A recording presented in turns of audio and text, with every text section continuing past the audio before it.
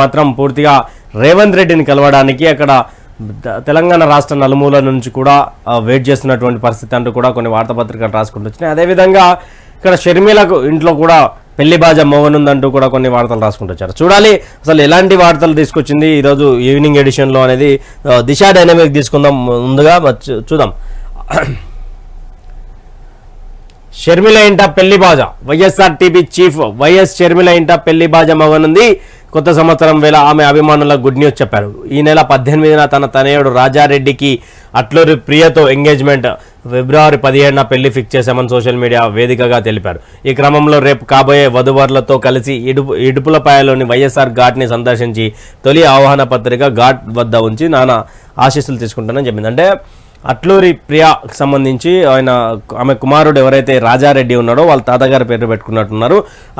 ఆయనకు సంబంధించినటువంటి పెళ్లి ఈ నెల 18 తారీఖున ఎంగేజ్మెంట్ అంట, 17 తారీఖున ఫిబ్రవరి 17న ఏమంటారు మనం పెళ్లి ఫిక్స్ చేశారు. ఇడుపులపాయలో మొదటి ఆహ్వాన పత్రిక కూడా పెడతామని కూడా ఆమె షర్మిల చెప్పారు. తగ్గిన కమర్షియల్ సిలిండర్ ధర, కొత్త ఏడాదిలోకి అడుగుపెట్టిన తరుణంలో నూతన గ్యాస్ ధరలు అందుబాటులోకి వచ్చాయి. 19 కేజీల కమర్షియల్ గ్యాస్ సిలిండర్ ధర రూపాయలు 230 తగ్గింది. నిన్న రాత్రి 1924.50 ఉన్న రేటు ఇవాళ రూపాయలు 1755.50కే 50కే రానుంది. దేశ రాజధాని ఢిల్లీలోని 14 కిలోల డొమెస్టిక్ సిలిండర్ ధర రూపాయలు 120.50కి తగ్గింది.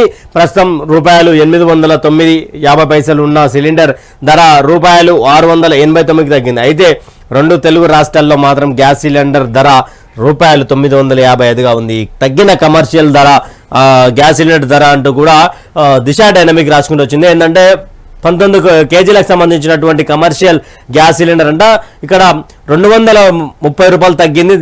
2 రాష్ట్రాల్లో కలిపి ఇక్కడ తెలుగు రాష్ట్రాల్లో 955కే వస్తుందంటూ కూడా రాసుకుంటూ వచ్చింది. ఇక్కడ పాలిటిక్స్ సంబంధించి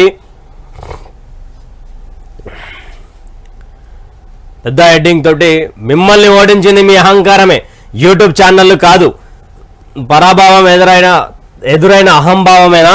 ఓ యూట్యూబర్కు ఆన్సర్ చేయలేరా? డీకేపై ఫేక్ లెటర్ పెట్టింది మీరే కాదా? అంతకు మించి ఛానళ్ళు మీ వద్దే ఉన్నాయిగా. కేటీఆర్ 32 యూట్యూబ్ ఛానళ్ళు వాక్యాలపై నెటిజన్లు ఫైర్, సోషల్ మీడియాలో జోరుగా చర్చ. బీఆర్ఎస్ వర్కింగ్ ప్రెసిడెంట్ కేటీఆర్ పై నెటిజర్లు ఫైర్ అవుతా ఉన్నారు. యూట్యూబర్లకు సమాధానం చెప్పలేని స్థితిలో బీఆర్ఎస్ ఉందా అంటూ ప్రశ్నిస్తున్నారు. అసెంబ్లీ ఎన్నికల్లో ఓటమిపై ఆయన తాజాగా ఎక్స్ ట్విట్టర్ వేదికగా స్పందిస్తూ కేసీఆర్ 32 మెడికల్ కాలేజీలకు బదులు 32 యూట్యూబ్ ఛానళ్లు పెట్టి ఉంటే తామే అధికారంలోకి వచ్చేవారమని వ్యాఖ్యానించడంపై సెటర్లు సైతం వేస్తూ ఉన్నారు. కేసీఆర్ ప్రభుత్వంపై 32 యూట్యూబ్ ఛానళ్ల ద్వారా చేసిన తప్పుడు ప్రచారం వల్లే బీఆర్ఎస్ ఓటమి పాలైందన్న ఓ నెటిజన్ అభిప్రాయంతో దాన్ని ఎగ్గిపిస్తున్నానని కేటీఆర్ చేసిన వ్యాఖ్యలపై సోషల్ మీడియాలో జోరుగా చర్చ అందుకుంది. ఏదైతే నిన్న ట్విట్టర్ వేదికగా ఉన్నటువంటి కేటీఆర్ చేసినటువంటి వాక్యాలు ఏదైతే ఉన్నాయో 32 మెడికల్ కాలేజీలకు బదులు మేము 32 యూట్యూబ్ ఛానళ్ళు పెట్టుంటే గెలిచే వాళ్ళము అని.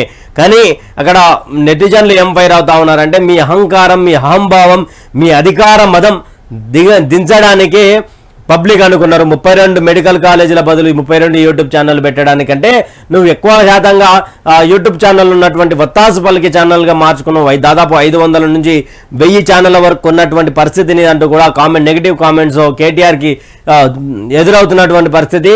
అదేవిధంగా నిజానికి కూడా బీఆర్ఎస్ పార్టీకి జరిగినటువంటి సోషల్ మీడియా ఏదైతే సోషల్ మీడియా ఉందో సోషల్ మీడియాలో ప్రకారంగా చూసుకున్నా కానీ అన్ని పార్టీల కంటే సోషల్ మీడియా ఇదే హైప్ ఉండే. ప్రతి యూట్యూబ్ ఓపెన్ చేసినా ఏం ఓపెన్ చేసినా కూడా ఈయన బీఆర్ఎస్ పార్టీకి సంబంధించి. అదేవిధంగా అలా తూతూ మంత్రం పిల్లి కొట్టుకుంటే కోతొచ్చి రొట్టెముక్కని ఎత్తుకపోయినట్టు కాంగ్రెస్కి ఎత్తుకపోయింది. బీజేపీ బీఆర్ఎస్ కొట్టుకుంటుంటే 3 జాతీయ పార్టీలు అయినసరికి ఇక్కడ బీఆర్ఎస్ బీజేపీ కొట్టుకుంటుంటే కాంగ్రెస్ ఎత్తుకపోయింది. వాళ్ళు బాగానే అడ్వర్టైజ్మెంట్లకు యూజ్ చేసారు. ప్రతి ఒక్క పార్టీ కూడా అడ్వర్టైజ్మెంట్లను వాడుకున్నటువంటి పరిస్థితి. అదేవిధంగా ఎవరికి సంబంధించినటువంటి నాకు తెలిసినటువంటి సమాచారం ప్రకారం కొంతమేరకు భారతీయ జనతా పార్టీకి తప్ప ఈ రెండు ఛానళ్ళకు కూడా ఈ రెండు పార్టీలకు కూడా బాగానే శాటిలైట్స్ సంబంధించినటువంటి రైట్స్ ఉన్న ఛానల్స్ కావచ్చు, యూట్యూబ్ సంబంధించిన ఛానల్స్ ఉండొచ్చు, ఎవరి డబ్బా వాళ్ళు కొట్టుకున్నటువంటి పరిస్థితి. కానీ ఇక్కడ మిమ్మల్ని ఓడగొట్టింది యూట్యూబ్ ఛానళ్ళు కాదు, మీ అహంకారం అంటూ కూడా దిశ డైనమిక్ రాసుకుంటూ వచ్చింది. స్థాయిని దిగజార్చుకోవడమే ఓటమి నెపాన్ని కేటీఆర్ 32 యూట్యూబ్ ఛానళ్ల పైకి నెట్టడం ఏంటని నెటిజన్లు ప్రశ్నిస్తున్నారు. ఈ వాక్యాలు చేయడం అంటే ఆయన తన స్థాయిని దిగజార్చుకోవడం అనే ఒక నెటిజన్ కామెంట్ చేయగా మరొక నెటిజన్ స్పందిస్తూ మీరు కొత్తగా ఛానల్స్ పెట్టాల్సిన అవసరం ఏముంది, మాదాపూర్ ఆఫీస్లో మీరు టేక్ ఓవర్ చేసిన 32కు పైగా యూట్యూబ్ ఛానల్స్ చాలా ఏళ్ల నుంచి నడుస్తున్నాయి కదా, వాటికి తోడు మీ సొంత టీ న్యూస్తో పాటు ఎలక్షన్కు ముందు నుంచి అనేక శాటిలైట్ ఛానల్స్ కూడా సపోర్ట్గానే ఉన్నాయి కదా అని ప్రశ్నించాడు. అంటే ఓ యూట్యూబర్ ప్రశ్నకు సమాధానం చెప్పలేని స్థాయిలో బీఆర్ఎస్ ఉందా అని మరో నెటిజన్ చురకలంటించాడు.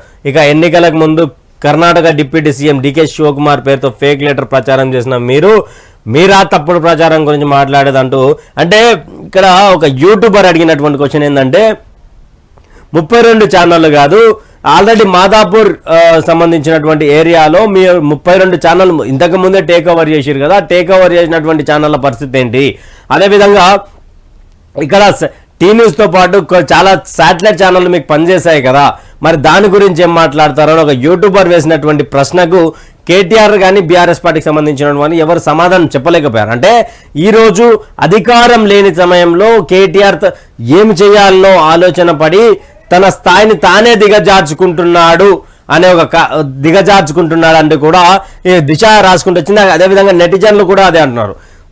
32 సంస్థలను యూట్యూబ్ ఛానళ్ళను టేక్ ఓవర్ చేసి నువ్వు ఒక తాన రన్ చేయించు మాదాపూర్కి సంబంధించినటువంటి ఏరియాలో, మరి ఆ ఏరియాలలో దాన్ని శాటిలైట్ ఛానల్ సపోర్ట్ చేసారు, యూట్యూబ్ ఛానల్ సపోర్ట్ చేసారు, అయినా మీరు ఎందుకు ఓడిపోయారు, మరి ఆ యూట్యూబ్ ఛానల్ సంగతి ఏంది అనే క్వశ్చన్ చేస్తే అక్కడ ఆన్సర్ లేనటువంటి పరిస్థితి కనిపిస్తూ ఉంది.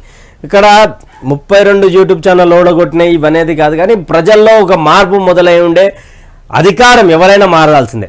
5 సంవత్సరాలకు అసలు మారాలి, 10 సంవత్సరాలు తెలంగాణ ప్రజలు చూస్తారు. ఇప్పుడు ఆంధ్రప్రదేశ్లో కూడా 5 సంవత్సరాలకు ఒకసారి అధికారం మారదు, ఈసారి మారే అవకాశాలు కూడా ఉన్నాయి. ఇది ఒక యూట్యూబర్ కనీసం ఆన్సర్ చేయలేని పరిస్థితిలో KTR the great IT minister ఉన్నాడా అంటూ కూడా కామెంట్ చేస్తూ ఉన్నారు. గుణపాఠం నేర్చుకోరా, కేటీఆర్ వాక్యాలను బట్టి చూస్తే ఫలితాల నుంచి ఆ పార్టీ ఇంకా ఎటువంటి గుణపాఠం నేర్చుకోలేదని తెలుస్తుంది.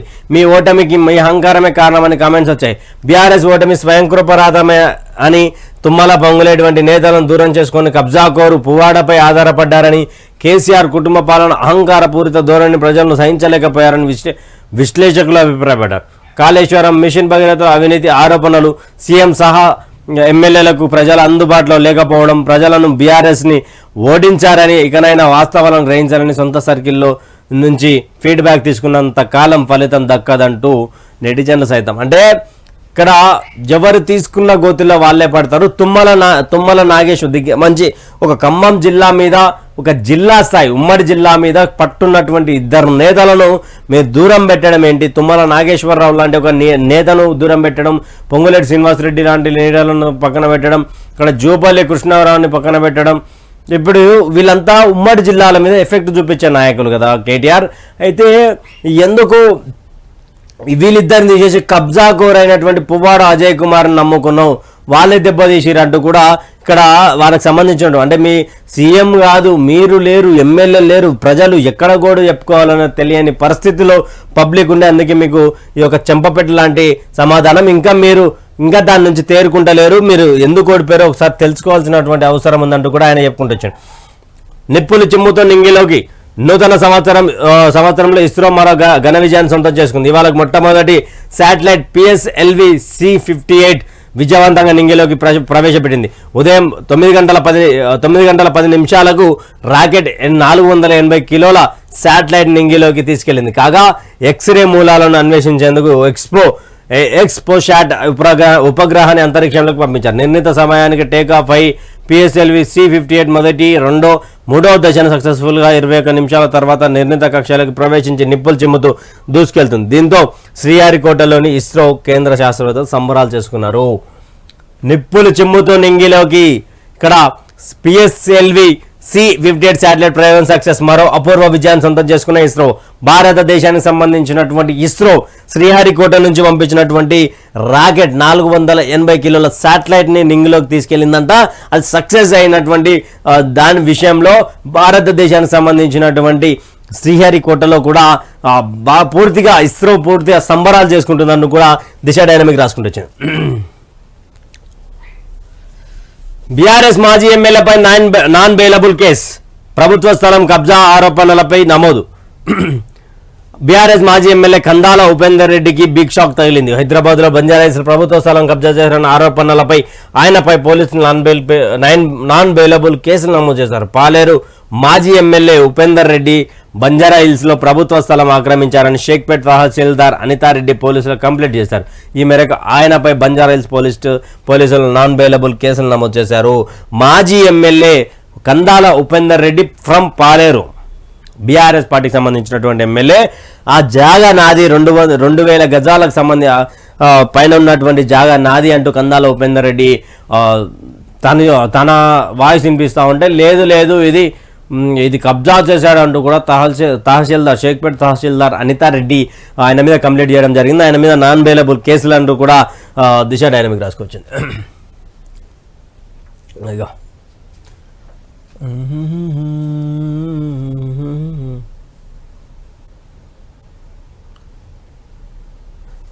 తెగ తాగేశారు.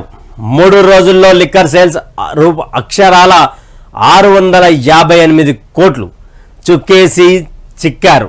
సైబరాబాద్లో 1239, హైదరాబాద్లో 1500 డ్రంక్ అండ్ డ్రైవ్ కేసులు. కొత్త సంవత్సరం వేళ మద్యం అమ్మకాలు సర్కారు కాసులు కురిపించాయి. న్యూ ఇయర్ స్వాగతం పలుకుతూ మద్యం బాబులు తెగ తాగేశారు. డిసెంబర్ 29, 30, 31 తేదీలో ఏకంగా 658 కోట్ల లిక్కర్ అమ్మకాలు జరిగినట్టు తెలిసింది. 3 రోజుల్లో 4.76 లక్షల లిక్కర్ కేసులు, 6.31 లక్షల బీర్ కేసులు అమ్ముడుపోయినట్లు సమాచారం. ఇక్కడ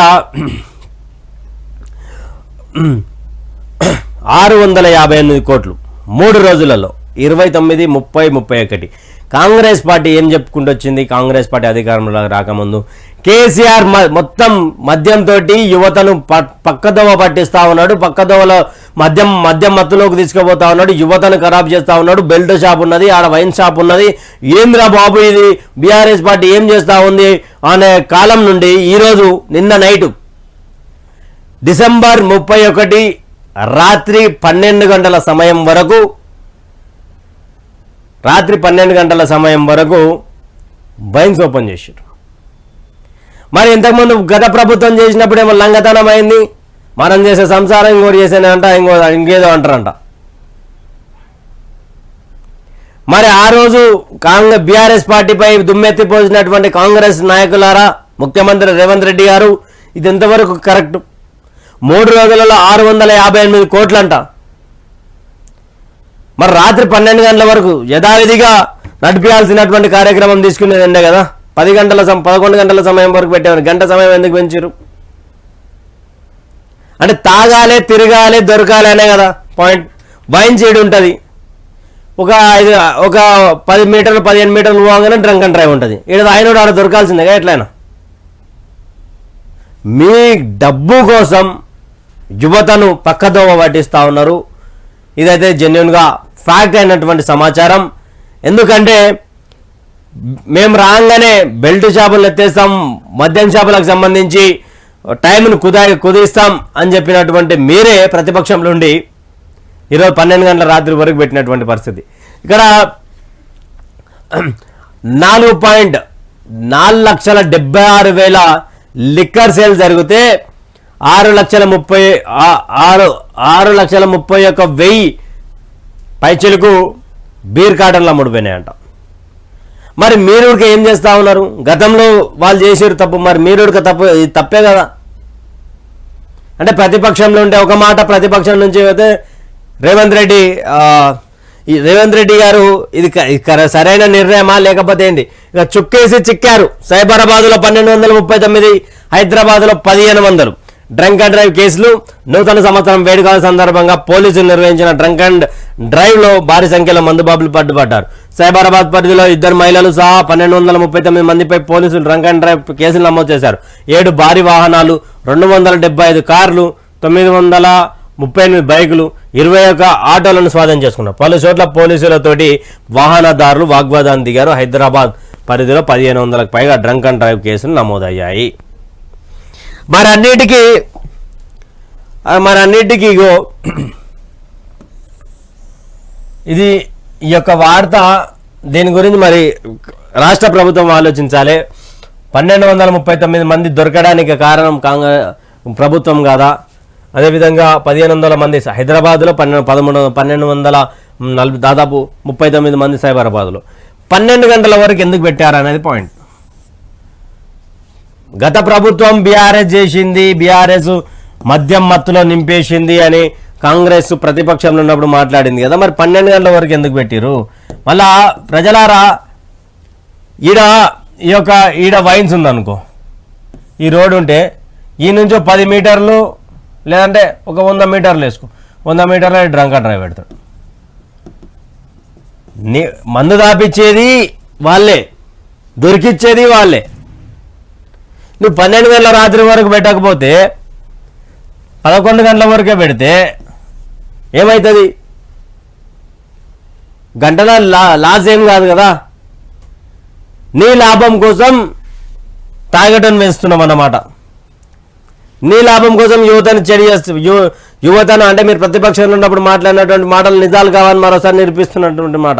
ఆల్రెడీ దాదాపు ప్రజలరా,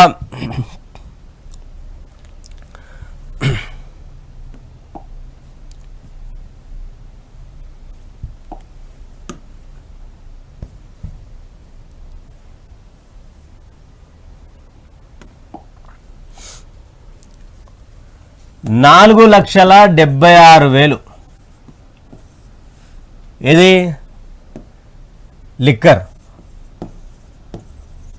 లిక్కర్ సేల్స్.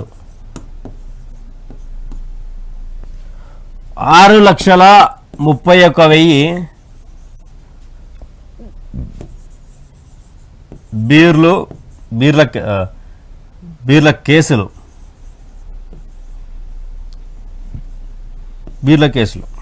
ఇదేమో ఇంతగానం సేల్స్ అయినటువంటి పరిస్థితి. అంటే ఇంతగానం అమ్ముడు పోయిందంట. 4,76,000 కేసులు అంటే కాటన్లు. కాటన్ అంటే దాదాపు 12 అంటే 6,31,000 ఇంటూ 12 అంటే ఎంత మద్యం, ఎంత హైదరాబాద్ తెలంగాణలో ఎంత మద్యం ఎంత ఉండొచ్చు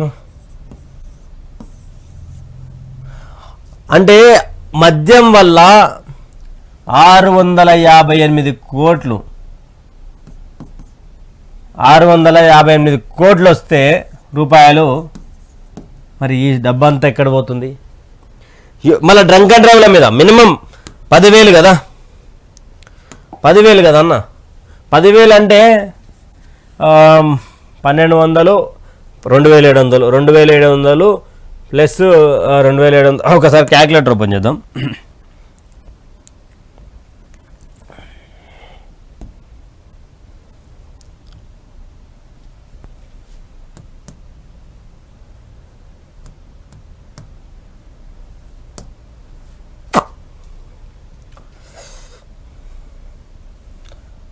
ఎంత? 2,739 ఇంటూ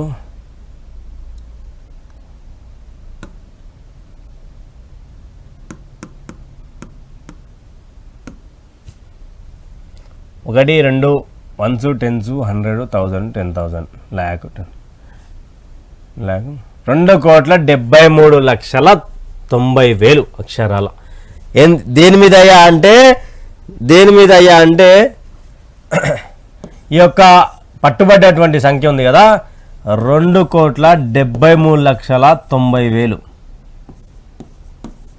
ఈ యొక్క ఇన్కమ్ మనిషికి 10,000 లెక్క కాంగ్రెస్ పోలీస్ అధికారులు చెప్పినట్టు విధంగా మాట్లాడుకుంటే ఇది ఒక 2,73,90,000.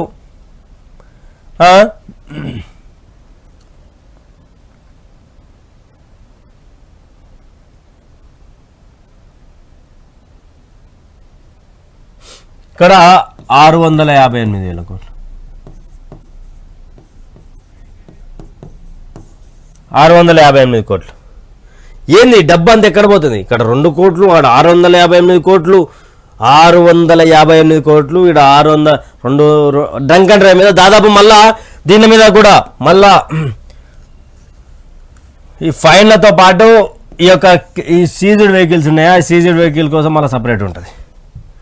దాదాపు నిన్న రాత్రి మామూలు తాగడ కాదు, మామూలు. కానీ గతంతో పోల్చుకుంటే మాత్రం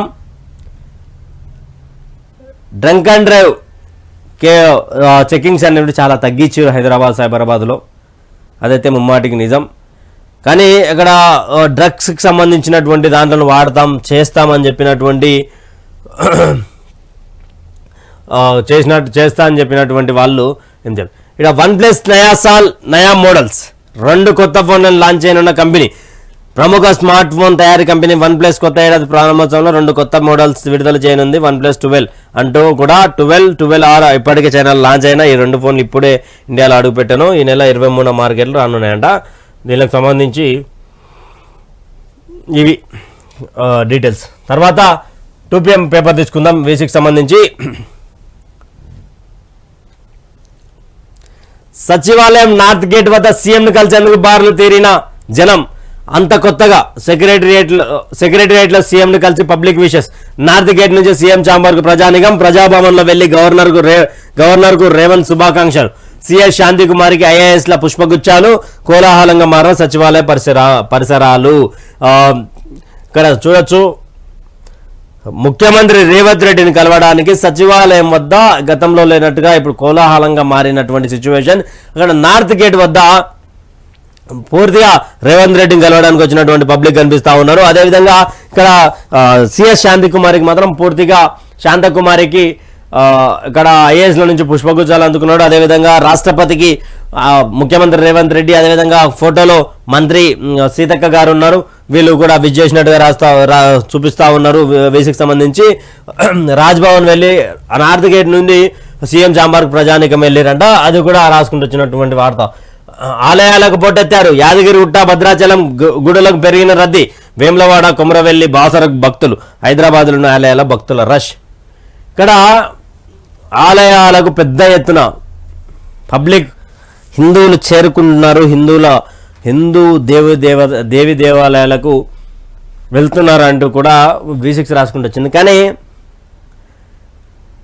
నైట్ ఒక మిత్రుడు నాతో చెప్పినటువంటి మాట ఏంటంటే, అందరు ఎవరి అన్న అంటే భావజాలం కావచ్చు, వాళ్ళకి సంబంధించిన ఇబ్బంది పడొద్దు. ఎందుకంటే మా మిత్రుడు నాతో చెప్పింది, హ్యాపీ న్యూ ఇయర్ అని చెప్తే అన్న సేమ్ టు యూ, కానీ న్యూ ఇయర్ వద్దు, ఉగాది ముద్దు అనే అంటే ఒక కాన్సెప్ట్ని ఒక యువత తీసుకొని వస్తూ ఉన్నారు. ఎందుకంటే ఇది మన పండుగ కాదు, ఉగాది కదా, మనకు నూతన సంవత్సరం, మనం ఎందుకు సెలబ్రేట్ చేసుకోవాలి? ఈరోజు తేదీ మారుతుంది తప్ప మనకున్న అప్పులు ఇవన్నీ ఉద్యోగ జీతాలు ఏం పెరగవు కదా అనే స్థాయికి యూత్ అంటే తిరిగి తాగి ఎంజాయ్ చేయాలి 31st అంటే అనే రోజు నుండి ఆ స్టేజ్ నుండి అన్నా మనము ఈరోజు మారినంత మాత్రాన పొద్దుగా లేచి ఆఫీస్కి పోవాలి కదా,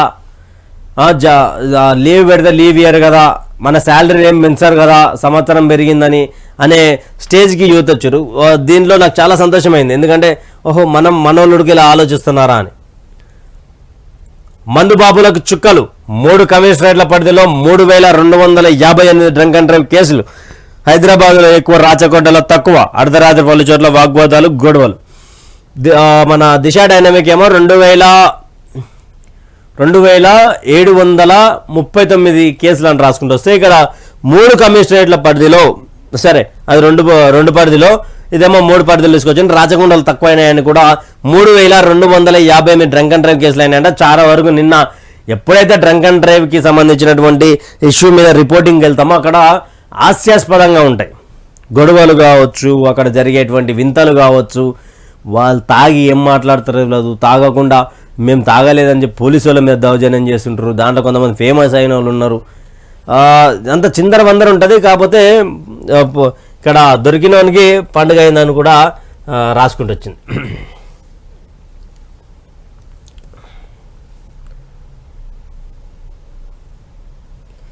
ఫస్ట్ రోజే బ్యాడ్ లక్.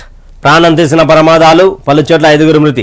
సూర్యాపేట, సంగారెడ్డి, ములుగు, మేడ్చల్ జిల్లాలో యాక్సిడెంట్స్. రాత్రి ఉదయం పూర్తిగా యాక్సిడెంట్ల పర్వం చూసాం. అదేవిధంగా నూతన సంవత్సరంలోకి అడుగు పెట్టామా లేదా అనుకునే లోపే సూర్యాపేట, సంగారెడ్డి, ములుగు, మేడ్చల్ జిల్లాల్లో ఎక్కువగా ఈ యొక్క యాక్సిడెంట్స్ అయ్యాయంటూ కూడా రాసుకుంటూ వచ్చినటువంటి తరుణం. అదేవిధంగా దయచేసి ర్యాష్గా డ్రైవింగ్ చేయకండి, ఎందుకంటే తన ప్రాణాలు కోల్పోతే మళ్ళీ తెచ్చుకోలేనటువంటి పరిస్థితి. ఇక్కడ దాదాపు 4 జిల్లాల్లో ఎక్కువ శాతంగా యాక్సిడెంట్స్ అయినాయి. పిల్లర్లను గుద్దిరు, అదేవిధంగా రోడ్డు మీద ఉన్నటువంటి పాదచారులను, వాహనదారులను గుద్దుకుంటూ వెళ్ళిపోయినటువంటి తరుణం. ఇక్కడ కూకట్పల్లిలో కావచ్చు, ఇక్కడ మధురనగర్లో కావచ్చు, రాత్రి బీభత్సంగా చాలా వరకు యాక్సిడెంట్స్ అయినటువంటి పరిస్థితి. ఎప్పుడైనా కానీ డ్రంక్ అండ్ డ్రైవ్ చేయడం చాలా ప్రమాదకరం, ఎందుకంటే వాళ్ళు ఫైన్ వేస్తారు, బయటకు వచ్చేస్తాం, అది పాయింట్ కాదు. కానీ డ్రంక్ అండ్ డ్రైవ్ చేయడం వల్ల తమ ప్రాణాలను, తమ నమ్ముకున్నటువంటి కుటుంబాలను రోడ్డు మీద పాడేసినట్టే. దయచేసి ఈ యొక్క కార్యక్రమం చేసుకోకండి.